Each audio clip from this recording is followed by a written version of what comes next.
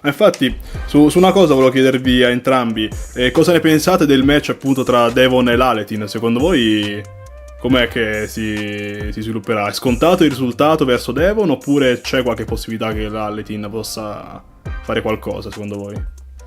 Se me l'aveste chiesto fino a 3 mesi fa, io vi avrei risposto che secondo me l'Aletin era il peggior avversario per Devon, vabbè, Levan a parte, perché secondo me Devon soffre tantissimo una mano più grande della sua, una mano più grande e delle dita più lunghe, e ovviamente una mano forte più della sua.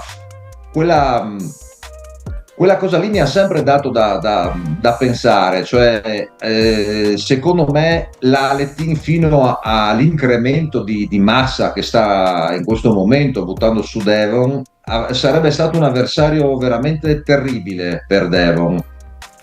In questo momento è più difficile la risposta perché Devon sembra stia andando su di forza, che è quella che gli mancava. Mm. Perché Devon ha una grandissima mano, una grandissima pronazione, però in proporzione il braccio ha sempre scarseggiato parecchio, in proporzione parlo. In questo momento parrebbe stia andando su di forza, d'altra parte però anche l'Aletin nell'ultimo anno ha buttato su chili, è andato su di forza, quindi è un pronostico molto molto difficile. Secondo me, se dovessi sbilanciarmi, guardate, io non la darei così scontata. Voi avete detto Devon, no? Quasi per scontata. No, non per scontato, però magari qualche piccola Io- percentuale. Io Una piccola percentuale.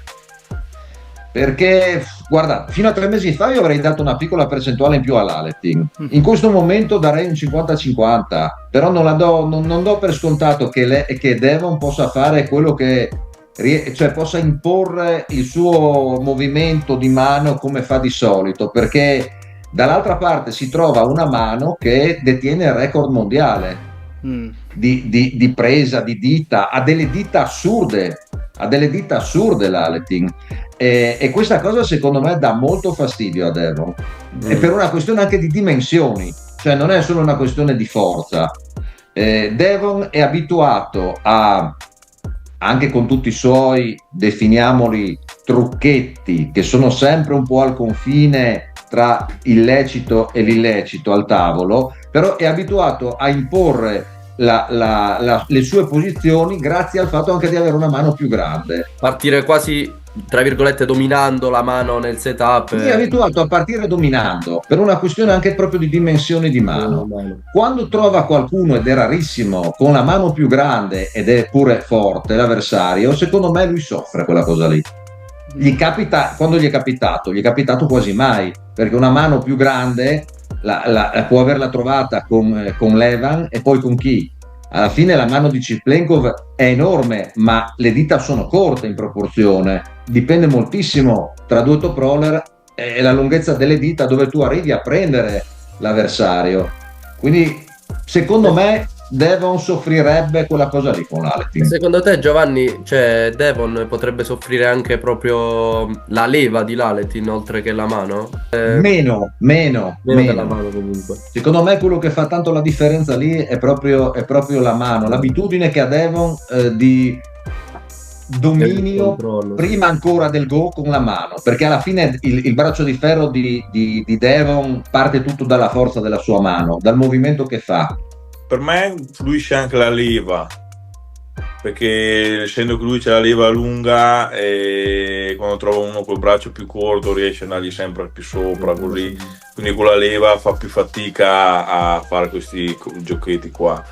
Ovviamente la mano incide tantissimo, e io non lo so perché, ma cioè dentro cosa penso realmente? Penso che Devon è un po' in vantaggio. Non sto parlando adesso perché 140 kg, perché per me quei 140 kg lì non valgono niente, perché è solo grasso e basta. Cioè io, le braccia erano sempre uguali, cioè, infatti- Cioè, è solo insalutare quella roba lì. Ho lì fatto, my friend. Forza di braccio, penso che bene o male sia sempre lì, magari qualcosina in più. Perché per battere un Devon, allora io vedo che l'Aletin sicuramente va in fase vincente, però magari poi gli cede un po' il polso, con l'altro va un po' sotto così e gli blocca con la pronazione, all'Aletin gli si apre un po' il polso e non riesce a finire. Quindi lì gli servirebbe un press immediato per chiudere il match. Infatti per battere Devon devi riuscire assolutamente a portarlo di là e se non ce la fai a batterlo, schiacciarlo giù subito. Come avevo in mente io quella volta là, no?